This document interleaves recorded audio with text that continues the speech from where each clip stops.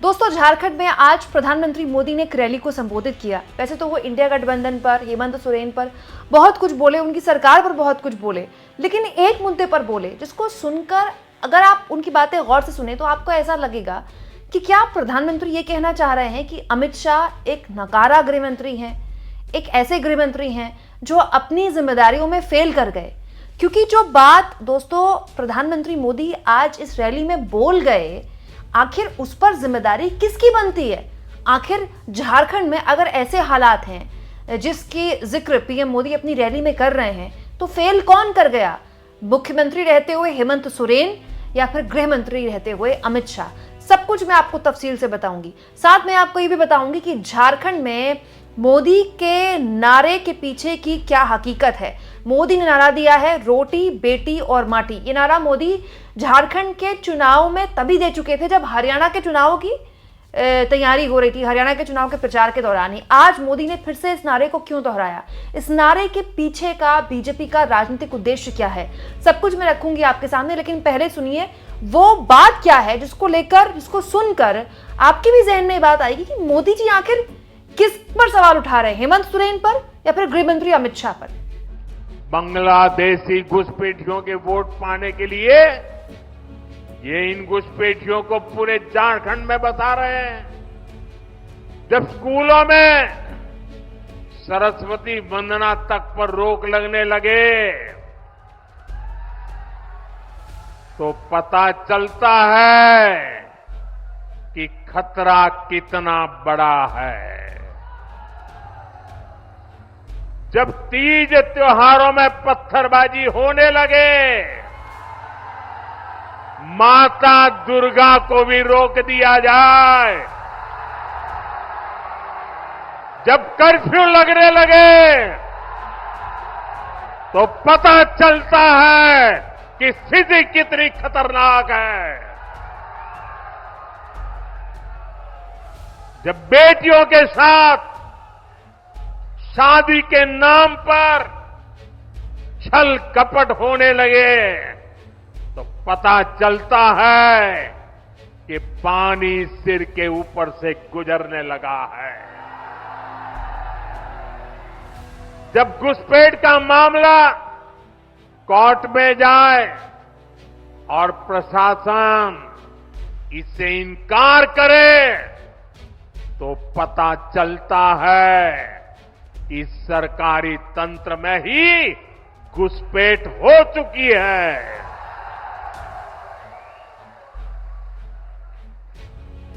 ये आपकी रोटी भी छीन रहे हैं, ये आपकी बेटी भी छीन रहे हैं और ये आपकी माटी को भी हड़प कर रहे हैं।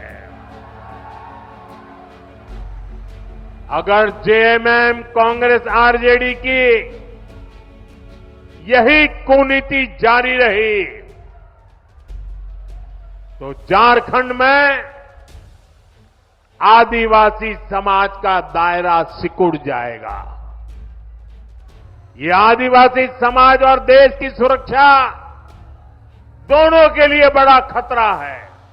तो दोस्तों, प्रधानमंत्री मोदी कहना चाह रहे हैं कि बाहर के लोगों को न केवल झारखंड में बसाया गया, बल्कि जो झारखंड का पूरी की पूरी डेमोग्राफी है वो बदल गई है। मतलब झारखंड में आने वाले वक्त में जो आदिवासी समुदाय हैं, जिन्हें आप कहते हैं बहुत ही इंपॉर्टेंट समुदाय हैं, करीब 20 से ऊपर की सीटों पर बहुत प्रभाव रखते हैं। और झारखंड और छत्तीसगढ़ वो राज्य हैं दोस्तों जहां पर आदिवासी समुदायों की बहुत बड़ी तादाद है और वो आदिवासी समुदाय मुश्किल में आ जाएगा, उनकी जनसंख्या मुश्किल में आ जाएगी, क्योंकि जो बाहरी हैं, जो घुसपैठिए हैं, उनको यहाँ बसाया जा रहा है क्योंकि वो घुसपैठिए इंडिया गठबंधन या फिर ये कह लें कि जेएमएम सरकार के वोटर हैं।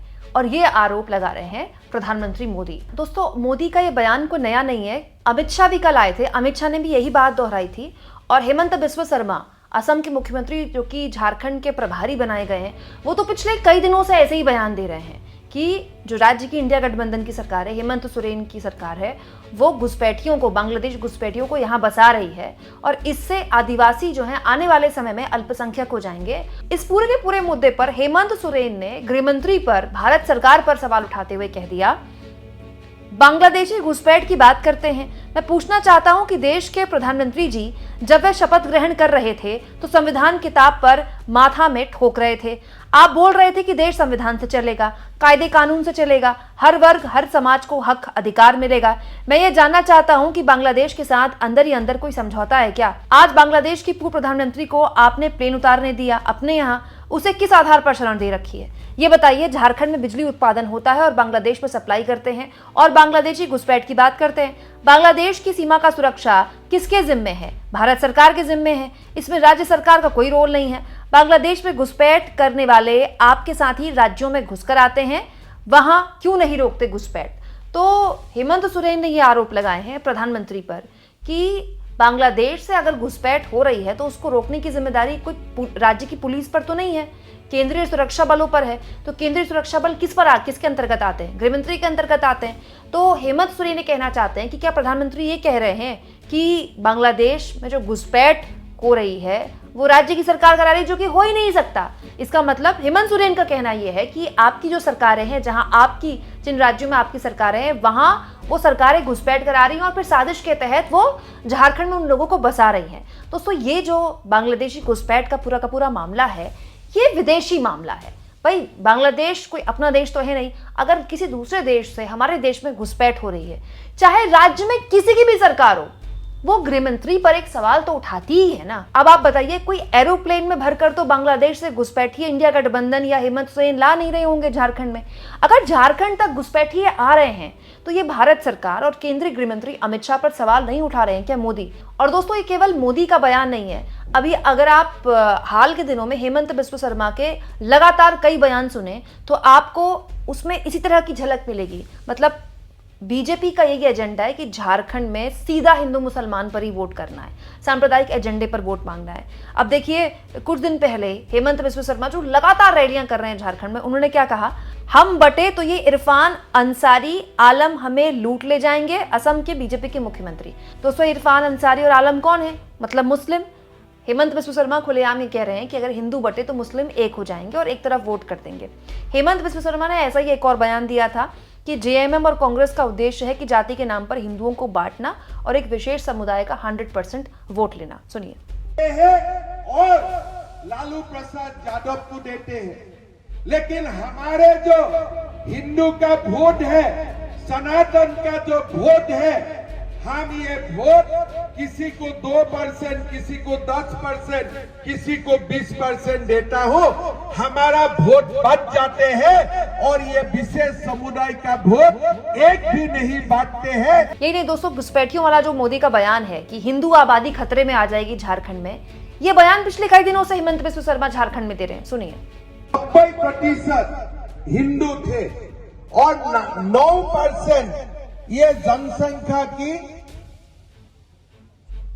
मुसलमान थे और ये 9% मुसलमान 1951 से ही हमारे संथाल परगना में थे। लेकिन झारखंड चलते रहे और 20 साल के बाद झारखंड का हिंदू आबादी कम होते 50% से भी नीचे हो जाएगा और घुसपैठियों का आबादी भी लगभग इतना ही होगा। आज हमारा ये जो चुनाव है, ये चुनाव हमारा अस्मिता का लड़ाई है।